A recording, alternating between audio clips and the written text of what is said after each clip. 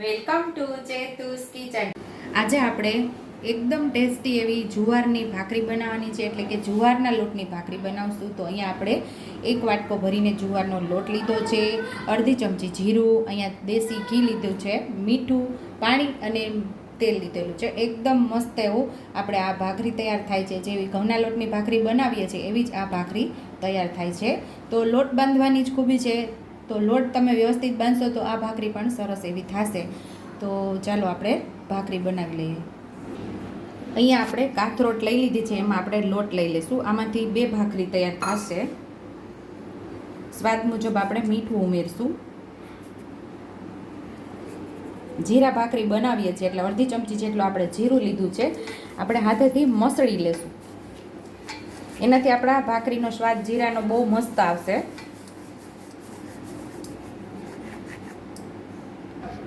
અહીંયા આપણે જીરું ઉમેરી દીધું છે અને 3 ચમચી જેટલું આપણે તેલ ઉમેરવાનું છે.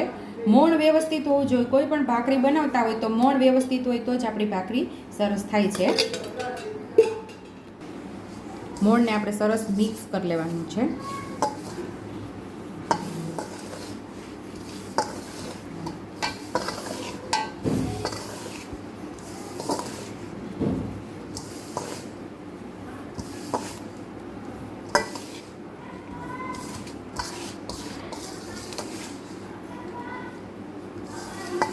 તો અહીં આપણું મોણ વ્યવસ્થિત મિક્સ થઈ ગયું છે, ક્રમ્બલી આપણો લોટ થઈ ગયો છે. હવે આપણે આની અંદર થોડું થોડું પાણી ઉમેરીને સરસ આપણે લોટ બાંધી લેવાનો. જેવો આપણે ઘઉંના લોટની ભાખરી બનાવે ને કઠણ એવો લોટ બાંધીએ એટલો કઠણ નહીં, થોડો એનાથી નરમ બાંધવાનો છે આ લોટ.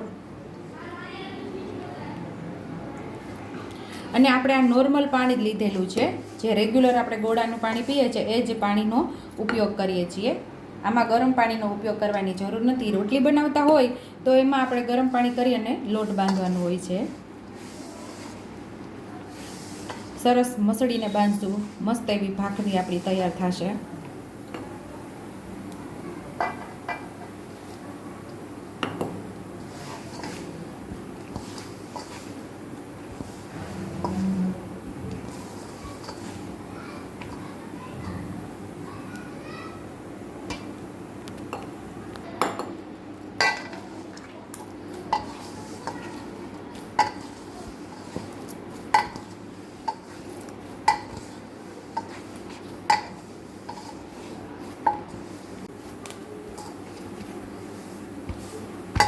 અહીં આપણો લોટ બંધાઈ ગયો છે.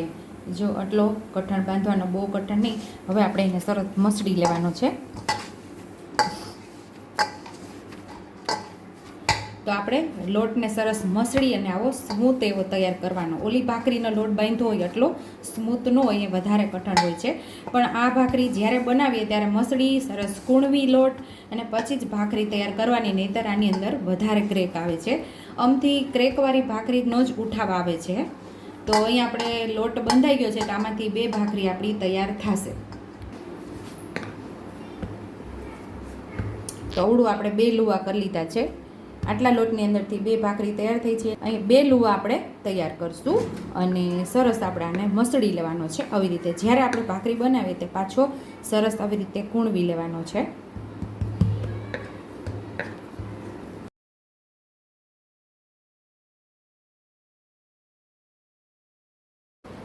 આ ભાખરીને આપણે માટીની તાવડીમાં એટલે કે માટીના તવાની અંદર જ બનાવશું.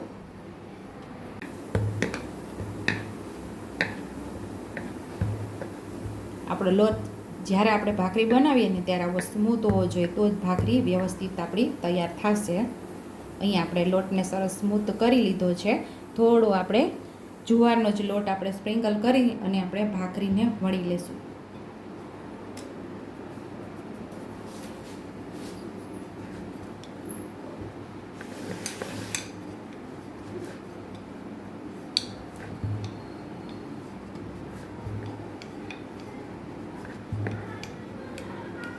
હાથે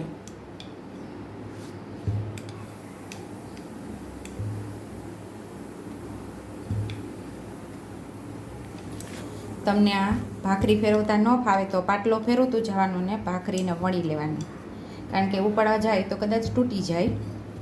તો અહીં આપણી ભાખરી વણાઈ ગઈ છે તાવડીની અંદર. આપણે ઉમેરી દઈશું. તાવડીમાં આપણે નાખી દેવાની છે.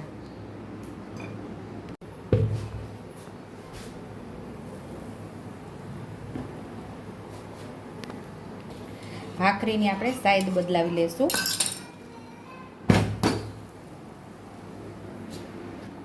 સેમ એ જ રીતે આપણે બીજી ભાખરીને પણ વણી લઈશું. પેલી ભાખરી આપણે પાકે ત્યાં બીજી ભાખરીને આપણે વણી લેવાની છે. હળવા હાથે આપણે એને ફેરવવાની.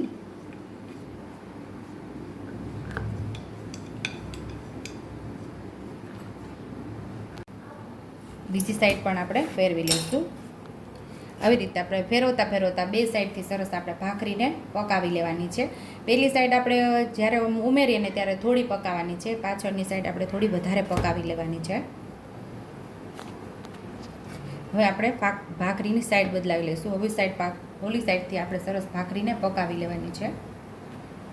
જો આપણે ભાખરીને ફૂલેલી તૈયાર કરવી હોય ને તો આપણે અહીંયા બેસાડવાની નહીં, આવી રીતે હળવા હાથે આપણે આવી રીતે પ્રેસ કરવાની, એટલે ભાખરી મસ્ત એવી ફૂલેલી દડા જેવી આપણી ભાખરી તૈયાર થશે. જો તમારે એવી ફૂલેલી ન કરવી હોય તો અહીંયા ઉપરથી બેસાડી દેવાની, કારણ કે મારે ફૂલેલી ભાખરી તૈયાર કરવી છે એટલે હું ઉપરથી બેસાડતી નથી. જો મસ્ત એવી ફૂલી ગઈ છે, તો હજી કડક થવા દઈશું થોડી. હવે આપણે ભાખરીને આવી રીતે પણ સરસ પકાવી શકીએ છીએ ગેસ ઉપર.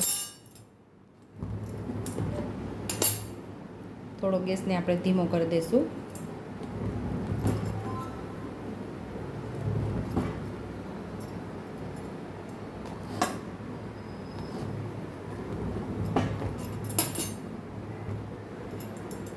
તો આપણી ભાખરી અહીંયા તૈયાર થઈ ગઈ છે. ડીશમાં લઈ લઈશું.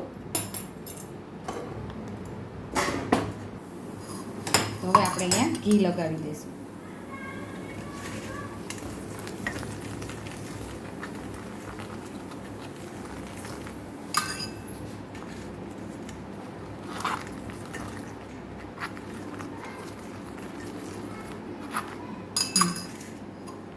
સેમ એ જ રીતે બીજી ભાખરીને પણ તાવડીમાં આપણે નાખી દેવાની છે અને એ જ રીતે આપણે ભાખરીને પકાવી લઈશું. સેમ એ જ રીતે આપણે બીજી ભાખરી પણ તૈયાર થઈ ગઈ છે. તો હવે આપણે ભાખરીને સર્વ કરી લઈશું. એમાં પણ આપણે ઘી લગાવી દઈશું.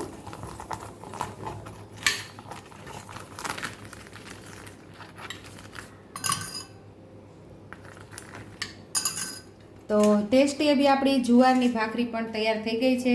તમે ઓલી ભાખરી જેવી આપણે ઘઉંના લોટની ભાખરી ખાઈએ ને સેમ એવી જ આ ભાખરી તૈયાર થાય છે. આ ભાખરીને તમે ઓળાઓ કે ગમે તે શાક સાથે આ ભાખરી ખાઈ શકો છો. ઓળા સાથે તો ખૂબ જ મજા આવે છે. રીંગણા બટેકાનું શાક હોય કે પછી ભીંડાનું શાક હોય, ગમે તે શાક સાથે આ ભાખરીને ખાઈ શકો છો. દહીં સાથે ખાઈ શકો, અથવા તો લસણવાળી ચટણી સાથે પણ ખાઈ શકો, કે પછી ચા સાથે પણ આ ભાખરી તમે ખાઈ શકો છો.